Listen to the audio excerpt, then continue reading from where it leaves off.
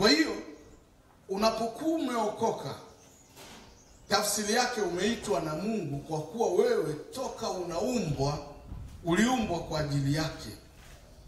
Haitokei kwa sababu umehubiriwa, inatokea kwa sababu tangu asili ulikuwa wa kwake.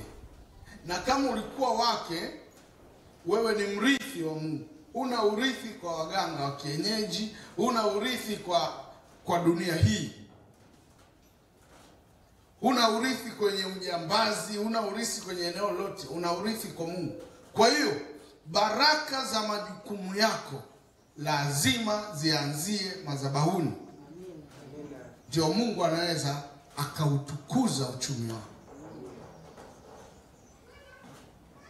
Aliitwa Ibrahim, Mungu akamwambia, nimekuita leo na kuonyesha nchi, jenga madhabahu, nitakubariki, utakuwa mkuu.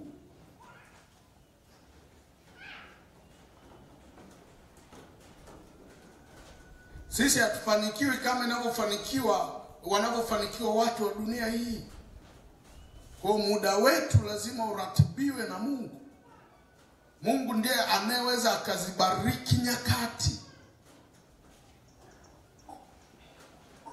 Narudia, kuna watu bila kuyaombea mashamba yao hayawezi kuzaa. Kwa nini? Kwa sababu wao hawapati urithi kutoka kwenye kawaida ya dunia hii. Wao lazima Mungu awatokee ndio awabariki. Sababu Mungu ana wivu. Anataka ujue ni yeye aliyekubariki. Ndio maana sisi sio wao. Biblia inasema watakapojivuna na kujisifu kwa ajili ya magari na mali na nyumba, sisi tutajisifu kwa kuwa tunamjua Mungu. Yeye atatubarikia. Kama una nyumba ni Mungu kakupa. Kama una gari ni Mungu amekupa. Una kampuni inafanya vizuri ni Mungu amekupa. Una watoto wazuri ni Mungu amekupa. Sasa Mungu akishakupa baraka ya kufanikiwa, hakuna uchawi unaweza ukazuia mwelekeo wa mafanikio yako. Watazuia kwa njia moja, Mungu atatoa njia saba. Na ndio maana maandiko yanasema watu wote watakaoinuka kinyume chako wataanguka kwa ajili yako. Sasa unawezaje ukapata hiyo neema? Lazima uelewe kwamba unapoitwa kuja kwenye madhabahu, unaitwa kwenye asili yako. Kubali, amini. Na ukiamini ile baraka kaja juu yako, sasa nenda kalime, kafanye biashara, katafute kazi, utafanikiwa na hayupo wa kuzuia. Mungu anataka ufahamu tu, ujitambue. Kwa nini watu wengi wameokoka na mambo bado magumu, miaka nenda rudi? Tatizo kubwa sana linalotukabili ni knowledge, ni ufahamu. Hatujajipata bado kwamba sisi ni akina nani kwa Mungu. Kuna vitu vinatukwaza, vinazuia tusiingie kwenye urithi wetu. Kwa sababu hatua ya pili, huwezi kurithi bila sifa za kurithi. Ni kweli wewe ni mrithi, lakini huwezi kupewa urithi kama huna sifa. Lazima uqualify.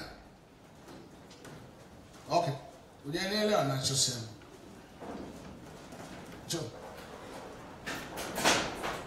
Nikupe mfano mdogo. Huyu hapa ni mwanangu wa kumzaa. Kwa hiyo ni mrithi wangu. Kwa hiyo kama ni mrithi wangu, ana haki ya kurithi, lakini hana sifa za kurithishwa. Kwa nini? Bado ni mdogo. Nikijitoa fahamu leo nikamwambia bwana Kinge, lile gari kuanzia leo la kwako, chukua funguo nenda nalo barabarani, sinamuua. Si ataliwasha, ataondoka, na yeye sio dereva na ana umri mdogo. Kwa hiyo ana haki lakini hana sifa. Ndivyo lilivyo kanisa leo. Watu wengi wana haki ya kuwa warithi wa Mungu lakini hawana sifa. Sasa ndio sababu ukisoma maandiko yanasema mtoto awapo mdogo katika nyumba ya baba yake, mali zote za baba yake zinakuwa chini ya uangalizi wa watumwa. Kwa sababu mtoto ni mdogo, hata atakapokuwa ufahamu kufikia cheo cha baba yake, haleluya, amen, ndipo anapewa ule urithi. Na ukisoma Efeso anasema nampigia baba magoti ili macho ya mioyo yenu itiwe nuru, nanyi mpate ufahamu hata kufikia cheo cha aliyeumba. Yaani Mungu anataka tuwe na ufahamu wa kiungu kuhusu urithi wetu. Unaupataje ufahamu wa kiungu? Lazima ukae kwenye madhabahu inayowasiliana na Mungu, ili Mungu asimame kwenye hiyo madhabahu aseme na wewe, na kadiri